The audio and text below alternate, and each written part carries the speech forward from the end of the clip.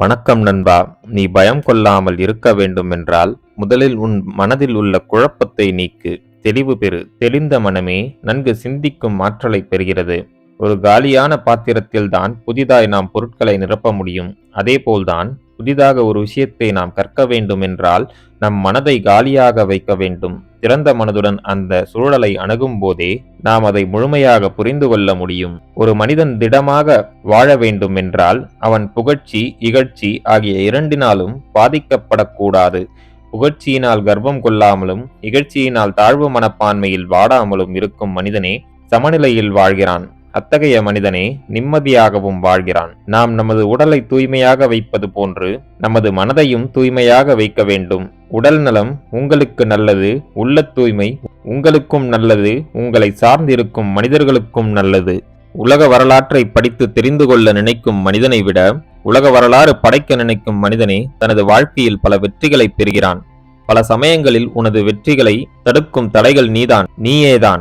உனது சோம்பேறித்தனம்தான். அதை விரட்டி அடித்து சுறுசுறுப்பாக மாறினால் வெற்றி உன்னை தேடி வரும். ஒரு விதை மண்ணில் விழுந்து பல அழுத்தங்களை சந்தித்த பிறகே அது துளிர்விட்டு மரமாக மாறுகிறது. அதேபோல்தான் மனிதர்களுக்கு பல பிரச்சனைகள் வருவதும் அவன் பக்குவப்பட்டு வாழ்க்கையில் சாதிக்க வேண்டும் என்பதற்காகவே. வெற்றியை நோக்கி நீ செய்யும் ஒவ்வொரு முயற்சியும் உனக்கு வெற்றிதான். அந்த முயற்சிதான் உனது வெற்றிக்கான படிக்கட்டுகள். எனவே அந்த முயற்சியில் கவனம் வைத்து செயல்பட்டால் வெற்றி நிச்சயம். நமது வாழ்க்கை என்பது நேரத்தாலானது. நமது வாழும் காலம் என்பது குறிப்பிட்ட நேரங்கள்தான். அது எவ்வளவு என்று நமக்கு தெரியாது. எனவே அந்த நேரத்தை வீணாக்காமல் உனது முன்னேற்றத்திற்காகவும் மகிழ்ச்சிக்காகவும் செலவிடுங்கள். எதிர்மறையான சிந்தனை உனக்கு நல்லதோர் வாழ்க்கையை உன்னிடமிருந்து மறைக்கிறது. நீங்கள் நேர்மறையாக சிந்திக்கத் தொடங்கினால் உன் வாழ்க்கை சிறப்பாக மாறும். உங்கள் வாழ்க்கையில் உங்களிடம் என்ன இருக்கிறது என்று கவனிக்கத் தொடங்குங்கள். உங்களிடம் எல்லாம் இருப்பது போல் உணரத் தொடங்குவீர்கள். அந்த உணர்வே உங்களுக்கு தேவையான அனைத்தையும் உங்களிடம் கொண்டு வந்து சேர்க்கும். அதுவே இயற்கை. மற்ற மனிதர்கள் என்ன கூறுவார்கள் என்று நினைக்காமல், அதை எண்ணி அஞ்சாமல், அவர்கள் வியக்கும் அளவு சாதனை புரிய திட்டமிடு. அதுவே உன்னை உயர்த்தும். நீ உனது எல்லையிலேயே நின்று விட்டால் வாழ்க்கை உனக்கு சலிப்பை ஏற்படுத்திவிடும். உனது எல்லையிலிருந்து வெளிவந்து புதிதாய் விஷயங்களை முயற்சிக்கும் போதே உனக்குள் ஆர்வம் பிறக்கும். சாதிக்க முடியும். ஒவ்வொரு நாளும் உனது வாழ்க்கையை அழகாக மாற்றிக்கொள்ள உனக்கு கொடுக்கப்பட்டிருக்கும் வாய்ப்புதான். அதை சரியாக பயன்படுத்திக்கொள். லட்சங்களை அடைய வேண்டும் என்று ஏங்காமல் உங்கள் லட்சியத்தை நோக்கி நகருங்கள். அந்த லட்சியத்தில் நீங்கள் வெற்றி அடைந்தால் அது உனக்கு பல லட்சங்களை பெற்றுத்தரும்.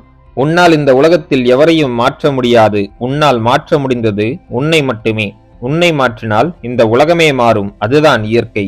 என்றுமே வெற்றிக்கான பாதை கடினமாகத்தான் இருக்கும். அதை விடாமல் பயணிக்கும் போதே ஒரு மனிதன் வெற்றி அடைகிறான். தான் நினைத்த வாழ்க்கையை வாழ்கிறான். அனைத்தையும் கடந்து போவதே வாழ்க்கை. கடந்த காலத்தை எண்ணி வருந்தாமல், எதிர்காலத்தை எண்ணி பயப்படாமலும் நிகழ்காலத்தில் முழுமையாக வாழ்வதே உனக்கு மகிழ்ச்சியை தருகிறது. உலகில் பிரச்சனை இல்லாத மனிதர்கள் என்று எவரும் இல்லை.